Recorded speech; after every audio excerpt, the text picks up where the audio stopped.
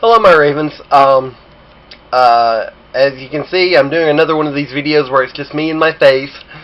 I know it's not very high quality or very interesting. I would be doing it outside, but there's somebody mowing the lawn right now, and there'd just be in the background, and you couldn't hear me.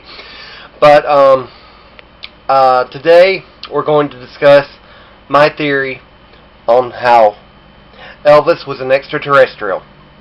Nah, I'm just kidding. You probably saw in the title that this is about sex scenes in writing.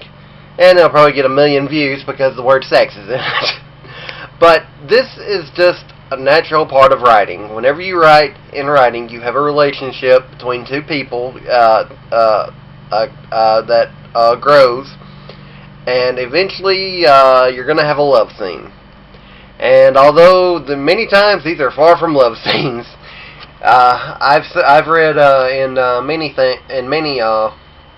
books where they had a so-called love scene, and at the end of reading it, I didn't know whether to light a cigarette or bathe. But then again, there's some places where it's supposed to be very graphic and everything, like 50 Shades of Grey was supposed to be that way, Harlequin books, and that's the main reason people read them. But in just regular writing and regular storytelling, normal in different categories like genres, I don't believe that you have to be overly graphic to get the point across. But then again, you can't be just so vague or anything that nobody knows what the heck is going on. Like, you couldn't just say, he kissed her and they made love, or he kissed her and they had sex.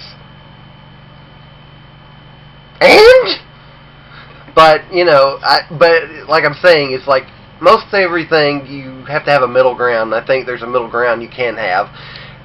And honestly, sex scenes are my least favorite to write. Yeah, I know that sounds weird coming from somebody, but I don't like writing them because I have to find a balance of how to give enough detail to where people are rewarded with the scene, but I can't go so far completely in the gutter because I have certain relatives that are still alive and may end up reading this or hearing about it.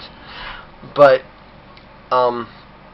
it's not exactly that I can, it's that I prefer not to. I don't want to go completely into the gutter and go completely detailed, but I do want to give enough to where you have a respectable scene and it's still tasteful. Now, there's a lot of people that are Christian authors out there, and they may be uncomfortable with this. I did my video about wordy dirties about cussing in there, and I said that you couldn't just have like poop and butt and everything in there because it sounds silly because people don't really talk that way, and that it's okay to have a little bit of bad language, I think, at least in my opinion. But it's the same with sex scenes. I mean, like, if you wouldn't be comfortable writing about an unmarried couple going to bed together, I mean, that's fine. But even a married couple, when they're gonna sorry, sinus is itchy nose. But even a married couple are gonna spend nights together like that, and you want to know what's going on. I mean, they love each other, they're expressing their love to each other, you read about it, and this helps you get to know about the character and everything, And like I'm saying, you don't have to get pornographic with it. You can do I've only written one sex scene. Well, one that's published. I've written another one in a book that's not yet published, but in the Bone Spirit. And I think I did it pretty well. I did it fairly tastefully to where, they've been building up to this, where they were like, come on, make up together, get back together, and then I think the readers were rewarded for it, and I've gotten a lot of compliments on how their relationship grew and finally came together. And so that's what I'm saying, is that you have to be fairly well balanced. And like I said, I've seen a lot of popular authors, like I'm not going to name any names, but ones that they went really, really graphic. But a lot of this was their older work too, and they lightened up over the years somewhat.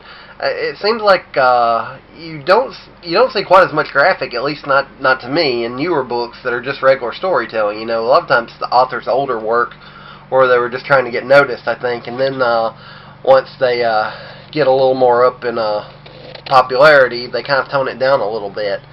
And, like, I don't want anybody to say, oh, Chris Snyder writes filth and everything, you know, oh, he's a hypocrite and everything. No, because, I just want to be balanced and realistic. The same, I mean, it goes with anything. It goes with, like anything I write, there's going to be a lot of blood and gore in it and everything. But, like, certain other things, like bad language, like, I understand why people use it, like, to convey emotion and stuff, and that's how some people really talk, you know.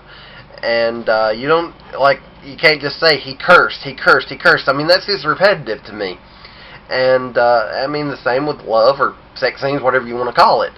Like, you don't have to get completely pornographic with it and discuss every detail and what's happening, and, but you do need to convey enough about it to where you do know what's going on, at least try to be tasteful about it.